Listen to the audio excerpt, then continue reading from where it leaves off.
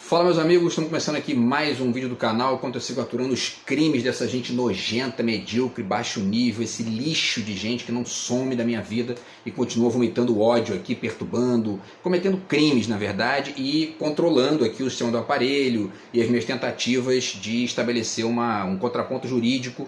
Quer dizer, uma gente asquerosamente covarde, medíocre, irresponsáveis, patéticos, né, imbecis, e eu tô aqui há 10 anos aturando esse lixo de gente vomitando ódio na minha vida aqui. Enfim, estou aqui fazendo o que eles não meteram a patinha imunda para poder destruir ainda, porque tudo que eles metem a pata, eles fazem isso. Destroem, causam confusão, violência, problema, estresse, aborrecimento, prejuízo. É isso que esse lixo de gente causa na vida dos outros, tá? Um azar gigantesco ter me metido com uma bosta de gente dessa, entendeu? Enfim, no vídeo de ontem a gente falou sobre o livraço, né, do Wisnik, que é o Veneno Remédio, tá? Um livro que é sobre o futebol e o Brasil. Então espero que vocês tenham gostado do vídeo aí, enfim, indiquem aí para os amigos também, porque o livro é muito legal. E eu fiz esse vídeo por conta da palestra que ele vai lecionar lá, né, na ABL, no dia 5 agora de março, terça-feira, às 4 horas da tarde, tá? A Terceira Margem do Rio, Poesia da Canção, na Avenida Presidente Wilson, 203, aqui no Rio de Janeiro, tá? Quem quiser ir é só pegar o metrô, saltar ali na Cinelândia, tá pertinho, tá bom? Vale a dica aí, muito bacana. E aí eu prometi para vocês fazer um outro vídeo para falar dos outros dois livros do Wisnik que eu tenho aqui. Esse aqui, O Som e o Sentido, tá? Que é um livraço também sobre música, certo?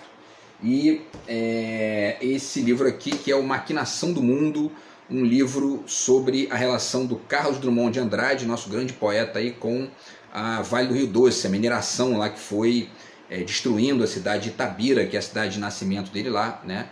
E inclusive é um tema muito interessante para a gente ponderar, porque a gente teve recentemente aí os acidentes de Mariana e Brumadinho, né, que a Vale do Rio Doce destruiu as duas cidades e até hoje não houve indenização para as pessoas lá. Quer dizer, essa é a direita nojenta que a gente tem no Brasil, que a gente não consegue nem movimentar a justiça para se livrar desse câncer que é essa gente, entendeu? Enfim, pessoal, então vamos falar um pouquinho também aqui sobre o livro do Wisnik, sobre o Drummond, tá? Primeiramente o livro sobre a música e aí depois eu falo sobre o livro do Drummond.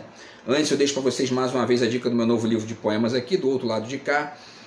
Meu terceiro livro de poemas, quinto pela Multifoco, nono no total, que eu também não consegui vender nenhum ainda por culpa desses criminosos, essa gente medíocre, patética que segue aqui vomitando ódio na minha vida todo dia, tá? Enfim, sabotagem, difamação, crime, baixo nível, violência, é um negócio assim, uma gente insuportável, mas enfim, torcendo para me livrar dessa gente, para poder consertar a minha vida que eles estão destruindo há 10 anos, tá? Enfim, pessoal, vamos lá tentar aqui fazer o vídeo, né? Que é a única coisa que eu estou conseguindo fazer diante da sabotagem desses animais, falar um pouquinho sobre o livro do Wisnik, tá? Que é O Som e o Sentido, que é um livraço, tá? De 1989. E, bom, enfim, ele assim, o livro é extenso, é uma reflexão ampla sobre a música, sobre o título é excelente, né? O Som e o Sentido. Para poder resumir bem essa questão, ele fala sobre propriedade do som, sobre, enfim, aspectos técnicos das composições musicais, harmonia, ritmo, altura, escala e tal. E depois ele vai, ao mesmo tempo que ele vai discutindo o desenvolvimento da história da música, especialmente da música clássica ocidental, com também com conexões com outros tipos de música, músicas tribais e tudo mais, mas ele vai falando também do sentido que esse desenvolvimento tem na sociedade ocidental, na Europa, enfim, e depois para chegar também nos Estados Unidos, né, com o advento do jazz, e aí fala também um pouco até da música brasileira no final também, do rock também, tá? E a gente vai tentar resumir um pouquinho aqui esse livro para depois passar para o livro do Drummond, certo? Então vamos lá, pessoal, porque inclusive é isso, eu perco 3, 4 minutos aqui todo dia vomitando o asco que eu tenho desses animais aqui que estão atrapalhando a minha vida. Enfim, então, antes, já deixo para vocês aqui essa dica também desse livro do Richard Dawkins, Desvendando o Arco-Íris, tá? É um livro no qual ele faz várias reflexões aqui sobre ciência, e tem um pedaço aqui, tem um capítulo que ele fala sobre o som, tá? Sobre uma perspectiva científica e tal, interessante para ter também esse olhar aqui, essas informações. É o capítulo 4, Códigos de Barras no Ar, tá? Então vale muito a pena aí também essa dica, Desvendando o Arco-Íris, do Richard Dawkins, tá? E aí, pessoal, vamos lá. Então, o livro do Wisnik fala sobre como a música reflete as mudanças sociais e culturais, tá? Então seria isso, o sentido do som, né? O som e o sentido.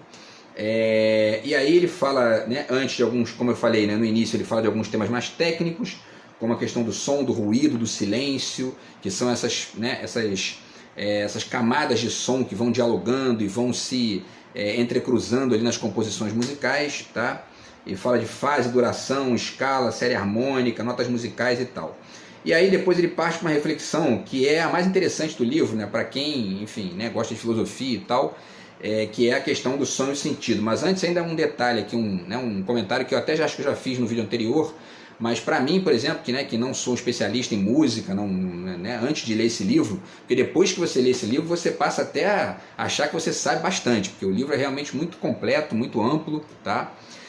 Mas enfim, como eu não tinha esse conhecimento aqui profundo de música, foi assim um enriquecimento sistemático, né?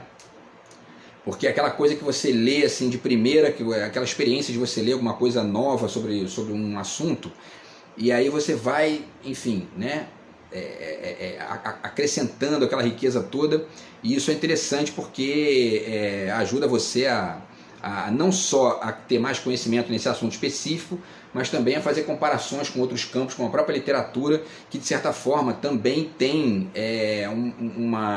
também é possível fazer um diálogo com certos desenvolvimentos que a literatura foi fazendo também no século XIX, século XX, tá? Enfim, e aí então ele fala do canto gregoriano na página 105, 106, tá? E é uma questão bem interessante que ele levanta aqui, porque vamos ver aqui, ó, quer ver rapidamente, pessoal?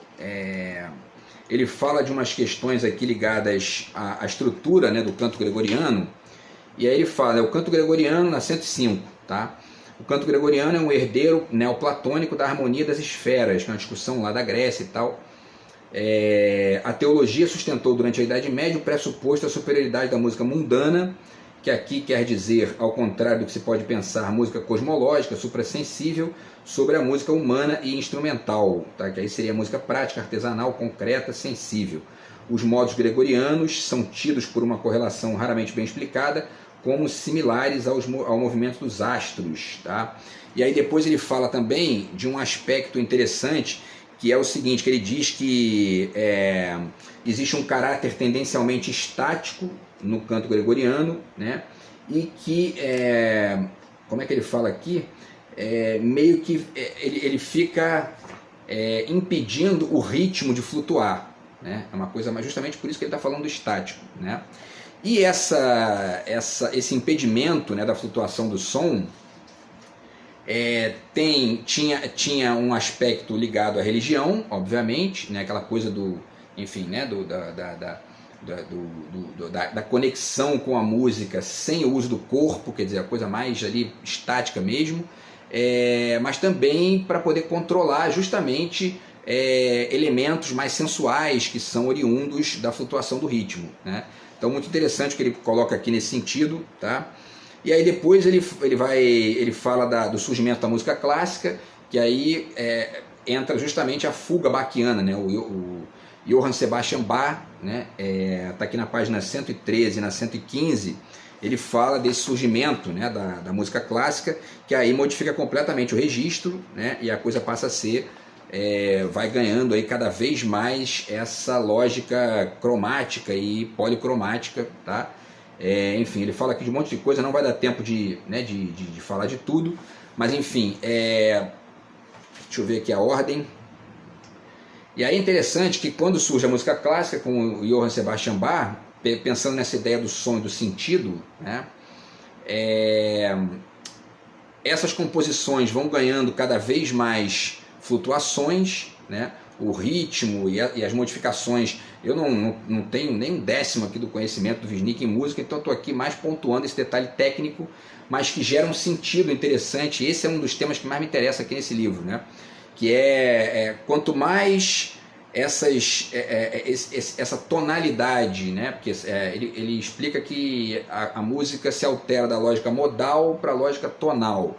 E aí tem o Sebastian Bach, depois vem, né, todos esses nomes que a gente conhece aí, o Mozart, Beethoven, enfim, o Chopin, e aí eles vão tornando a coisa cada vez mais, enfim, complexa e cada vez mais múltipla ali, os acordes vão ficando cada vez mais sofisticados e tal, e isso vai gerando uma série de modificações ali estruturais e ao mesmo tempo na própria dinâmica, né, do desenvolvimento da música, tá? Então ele fala do Beethoven, fala do Mozart, fala do Chopin, e o trecho do Chopin que está na 158, né, e 159, 160 é muito interessante, porque ele fala desse policromatismo, né? Deixa eu até abrir aqui na 158, tá, pessoal, para poder aqui mostrar para vocês. Quer dizer, então ele fala, né, que desenvolve sua música de textura, onde emergem ondas, pulsos, motivos melódicos e rítmicos integrados em sequências aditivas, respirantes, entrecortadas, fluentes, impelidas à deriva, buscando pouso. É um fluxo constante, sujeito a oscilações, né? Então, quer dizer, isso, né? Porque o Chopin ele é associado ao romantismo, né? Então tem essa coisa cada vez mais ali flutuante, mais deriva, mesclas mais radicais, né? de tipos diferentes enfim, de som ali mesmo na música. E isso vai levando o discurso tonal, vai levando essa construção tonal da música clássica a um limite extremo que vai desembocar em três figuras ali que são fundamentais nessa modificação, que são justamente o Wagner, né, que ele fala aqui, o Schoenberg, né, e o Stravinsky. Tá? E aí isso é interessante, porque, né, com o Wagner... E também ele fala de um outro autor também que se chama Mahler. E aí, enfim, com esses caras a música vai ganhando ali começa a se entrecruzar até com outras formas de composição, como teatro, por exemplo, e tudo mais. E isso assustou muito o Nietzsche, por exemplo. Aí eu lembrei do caso Wagner aqui, né, que eu já li esses dois textos do Nietzsche. Num deles ele elogia o Wagner, no outro ele desce o sarrafo no Wagner, porque ele se incomoda com aquela modificação ali que acaba gerando, né, enfim, uma espécie de... né, a deriva vai passando a ser a regra e não, né, um pedaço da composição. Tá? E uma questão legal também que ele fala é a questão do trítono, né, que seria a coisa do silêncio, que na Idade Média era radicalmente combatido e aos pouquinhos vai ganhando ali o protagonismo na música clássica até chegar na música atonal com Schoenberg, que aí de fato vira o protagonista, né, da história toda aí. Tá? E aí, pessoal, para finalizar, deixa eu ver aqui, vamos ver o tempo. Para finalizar, ele fala também aqui, que mais? Sim, aí ele fala que, né, tá aqui na página 174, ele fala do surgimento da música atonal, né, e que é a música dodecafônica, né, e aí depois tem o minimalismo e tal.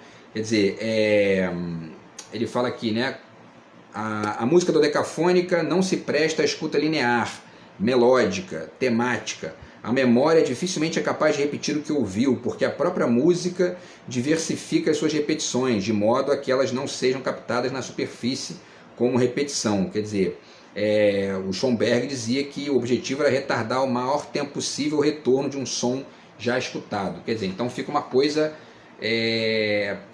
radicalmente dissonante ali, né?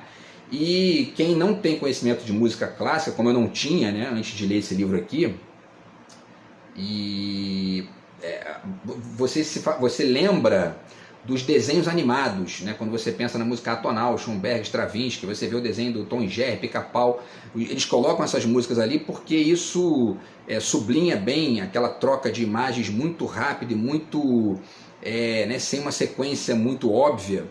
E fica interessante, né? Porque quando a gente vê o desenho animado com a música, a gente inclusive se espanta menos com a radicalidade ali daquela diferença do que quando a gente escuta só a música sem o desenho, né?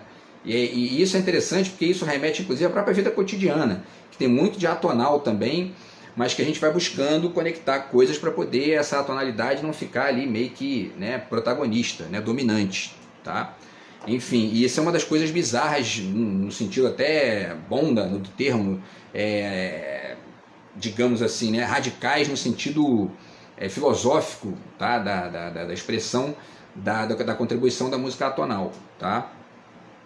Que de certa forma faz eco também ao que as vanguardas fizeram na pintura e, bom, né, no cinema e na própria literatura também, tá? E aí, pessoal, para finalizar, ele chega no minimalismo, que aí seria mais ou menos o oposto, né? Quer dizer, a música atonal do Schoenberg surge em 1909, se radicaliza ali em 1923, tá? Justamente com essa coisa das 12, né? O dodecafonismo, tá? E aí, depois surge o minimalismo, que seria justamente o contrário do mesmo, digamos, né? Que é essa coisa de um certo impulso à repetição, que vai tornando ali a coisa quase que uma sequência, enfim, né, linear absoluta, tá? Então, quer dizer, o Schoenberg seria justamente a música atonal, o esforço pela dissonância, tá? E isso remete também à mecânica quântica, que também aí descobriu, né, que esse mundo quântico dos elétrons e tal, e das partículas subatômicas, ele funciona muito dessa forma aí, meio que atonal também. Essa descoberta é quase contemporânea ali, né, do início do século XX. E lembra também um texto do Marcelo Gleiser, que eu acabei não separando aqui, que é a importância do imperfeito. Então, acho que eu já falei dele aqui em outros vídeos, tá? E que vale a pena citar aqui também, tá? Bom, então, pessoal, e aí é isso, tá? E aí, para finalizar, deixa eu ver aqui, ele fala também do rock, né? Quer dizer, na música atonal, o trítono passa a ser a regra, né? E aí isso acaba gerando uma lógica de modificações ali sistemáticas, e isso vai gerar a canção popular, vai gerar o jazz, vai gerar o rock and roll e tudo mais. Ele fala também do rock and roll aqui na página 98, tá? E vai gerar uma série de coisas. E aí, para finalizar, depois que eu li esse livro do Wisnik, também me ajudou a entender algumas coisas que eu já gostava assim, de escutar, mas não tinha nomeado tão bem, né, em conexão com a história da música, né? Que as letras do Caetano Veloso, por exemplo, do Chico Buarque, e a voz da Amy Winehouse também, que é bastante isso, né? Essa modificação ali, meio que, né, ao mesmo tempo caótica, mas melódica também, de tons e tal, quer dizer. Então é muito legal. E aí o último ponto a destacar, e que ele nem fala tanto aqui nisso, né, mas que é uma característica certamente, é uma herança contemporânea de tudo isso aqui, é o Hermeto Pascoal, né, que é um cara que meio que suplanta, né, esses espaços aqui tradicionais e vai trabalhando o mundo inteiro como música, né? E isso é muito legal também. A gente tem esse artista brilhante aí no Brasil, ele tá vivo, né, e produzindo bastante coisa legal aí. Enfim, pessoal, então é isso, tá? O resumo do Sonho Sentido. Tem muito mais coisa, né? Não dá para falar de tudo num vídeo só, porque isso aqui dá um curso inteiro de um ano, né? Mas vale muito a pena esse livro do Wisnik, que vai fazer essa palestra lá na terça-feira, tá? E aí, só para finalizar aqui ainda essa questão da música, deixo duas dicas aqui. Esse livro do Cioran, o Livro das Ilusões, que ele também faz vários apontamentos elogiosos aqui, interessantes à música clássica, a Mozart, Beethoven e tal, tá? E esse livro aqui, inclusive, o Cioran escreveu antes dos 30 anos, que é uma coisa surpreendente, tá?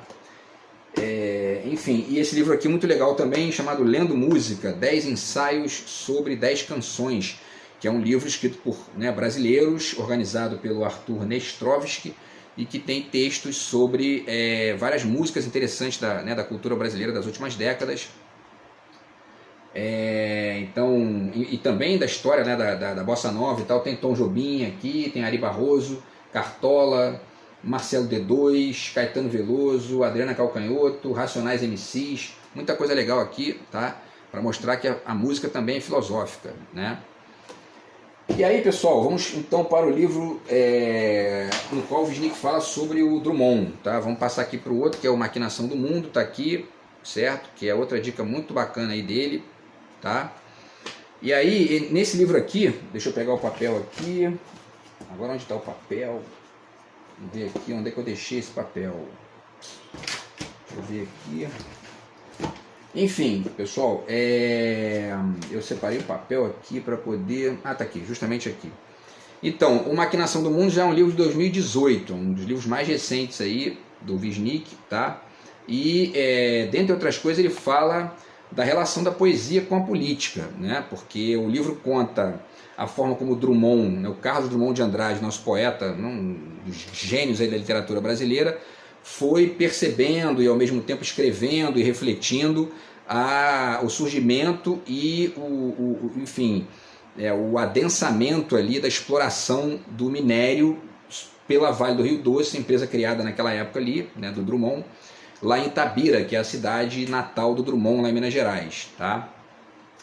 Então, enfim, ele fala muito dessa relação do Drummond ao mesmo tempo que ele está ali, né, com aquela experiência de província, ele também está entrando em contato com essa lógica do mundo, né? Ele fala muito, o título do livro, ele é um pouco conectado com a ideia do poema, né, Máquina do Mundo, do Drummond, e também faz reflexões sobre outros poemas do Drummond, o Poema da Pedra também, e uma série de outros, tá?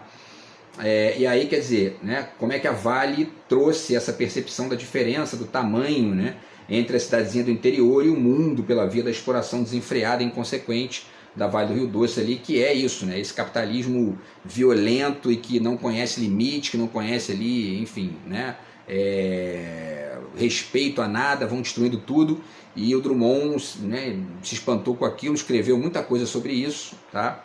E o Wisnik faz essa reflexão aqui nesse livro, tá? Na página 35 ele fala sobre a criação da Vale, tá? Tá aqui, ó. Ele diz aqui, né, que a montanha do Cauê, cuja efígie o lugar nos induz a ver pelo vestígio de sua localização espectral, não está mais lá, a não ser como presença alucinada de uma ausência. Explorada pela Companhia Vale do Rio Doce, que foi criada especificamente para isso em 42, quando da entrada do Brasil na Segunda Guerra Mundial, e com sua escavação recrudescida a partir dos anos 50, visando o mercado mundial do aço, a montanha, de excepcional teor ferrífero, foi ruída pela atividade mineradora ao longo das décadas, a ponto de ter se transformado numa inominável cratera que crava seu perfil em negativo no fundo da terra. Assim, que era desde sempre naquela povoação a proximidade singularmente promíscua da pacata conformação urbana com um acidente geológico de máxima densidade, paga essa desmedida originária com a implantação aberrante de um sítio minerador operando quase no coração da cidade e atropelando-a com suas explosões, suas máquinas e sua chuva intermitente de poeira de ferro, que na verdade, além de trazer poluição e prejuízos para o ambiente, né, também traz ali uma série de problemas, enfim, né, de toda a ordem, né, e no limite extremo eles destroem às vezes a cidade inteira, como aconteceu com Mariana e Brumadinho, e até hoje não pagaram indenização. É um negócio assim, né, inacreditável. Essa é a direita brasileira, né? Assim, são bandidos que fazem cagada atrás de cagada e não pagam por isso, não, sabe? São inconsequentes, responsáveis, tá?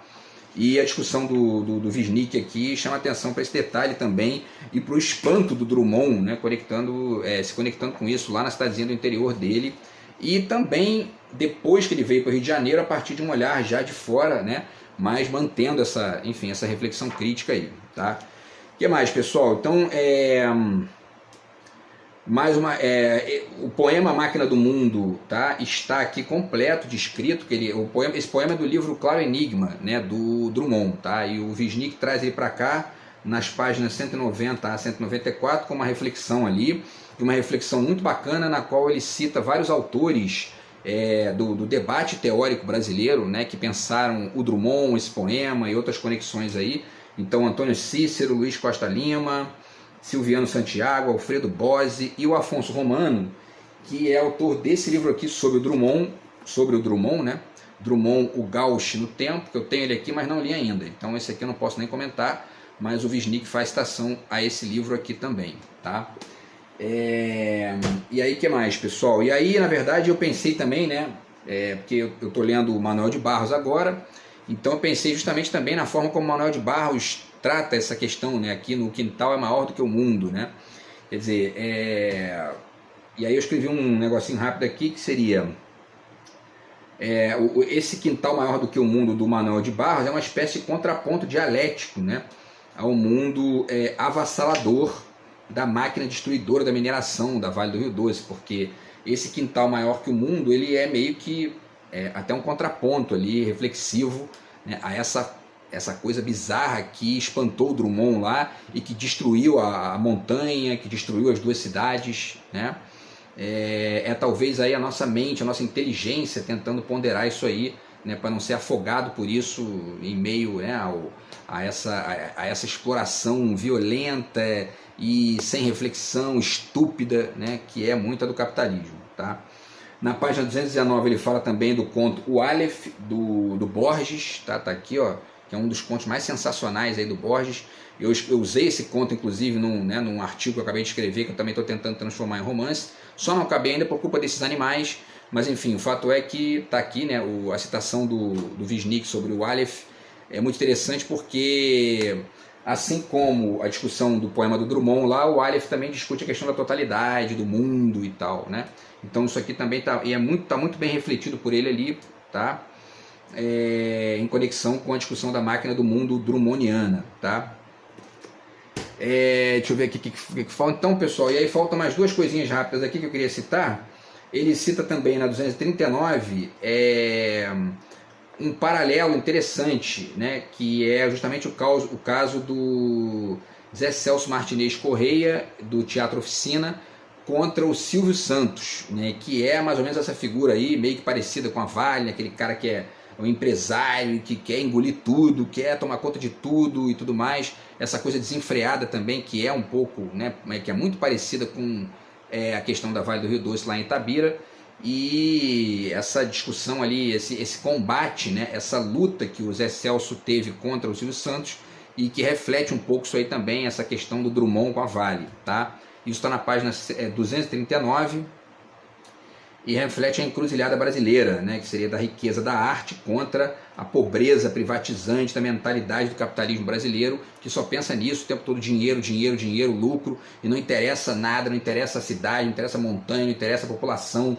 Eles destroem cidades, eles destroem tudo, não pagam por isso, né? E isso é uma reflexão que a gente tem que fazer aqui no Brasil para tentar superar essa parcela pobre da direita brasileira que impede a gente de chegar num patamar civilizado no sentido mais amplo do termo, tá? Eu tenho falado isso aqui também em vários vídeos e estou experimentando isso na minha vida, né, nos últimos anos aqui, porque é um desastre, é um negócio terrível, tá? Pessoal, então é isso, tá? O livro é sensacional, deixo mais uma vez a dica aqui, tá? Maquinação do Mundo, Drummond e a Mineração, tá? Um livro sensacional do José Miguel Wisnik, tá? E aí, para finalizar, deixo aqui mais algumas dicas de alguns livros que também discutem essa relação da poesia com a política, tá? Que é uma das questões do livro do Wisnik, tá? Então, os poemas do Ferreira Goulart, que estão aqui, né, na seleção do Alfredo Bose, que é um autor citado por ele também no livro, tá? Esse livro aqui do Jacques Rancière, A Partilha do Sensível, Estética e Política, que também é uma discussão interessante aqui do Rancière, tá? Que é um autor contemporâneo, está vivo e também produzindo, certo? Autores que são mais da arte, tá? O Lawrence Ferlinghetti, Poesia como Arte Insurgente, também discute aqui várias vezes a questão da conexão da poesia com a política, tá? O Hakim Bey, que eu já falei também várias vezes desse livro aqui, estou para fazer um vídeo só sobre esse livro, tem muita coisa legal aqui também, o cara da contracultura aí dos Estados Unidos, tá? O Mia Couto, que também faz esse papel sensacional, tá, de conectar aí a literatura com a política. Esse livro aqui, então, é um livro que ele fala bastante disso, tá? E se Obama fosse africano. O Saramago, que também, né, é um autor que está o tempo todo discutindo essas questões também, pela via da religião, mas também da política. Esse romance dele aqui, Ensaio sobre a Lucidez, é um romance sobre política, muito interessante também, tá? Vamos ver o tempo aqui.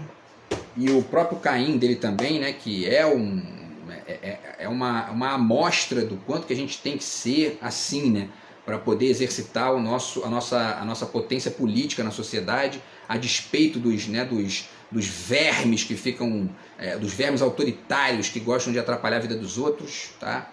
E justamente por eles, né, que a gente tem que, contra eles que a gente tem que fazer, por conta da existência deles, que a gente tem que ter essa postura aqui, tá? E para finalizar, até para fazer eco aí a questão que está acontecendo lá na Palestina, tá? Os poemas do Mahmoud Darwish, que eu já fiz aqui um vídeo sobre isso, tá? No final do ano aí, enfim, que refletem esse absurdo que está acontecendo lá entre Israel e Palestina pela via da poesia também, tá? Então é isso, pessoal. O vídeo de hoje foi esse aí, tá? E, enfim, assistam lá a palestra do Visnik, vale muito a pena, terça-feira, lá na ABL, aqui no Rio de Janeiro, no centro da cidade, tá? Então deixei aí o link para vocês, as informações também aqui no vídeo, tá? Não percam, vale muito a pena, e a gente se fala no próximo vídeo do canal aqui, beleza? Grande abraço, tamo junto, fui.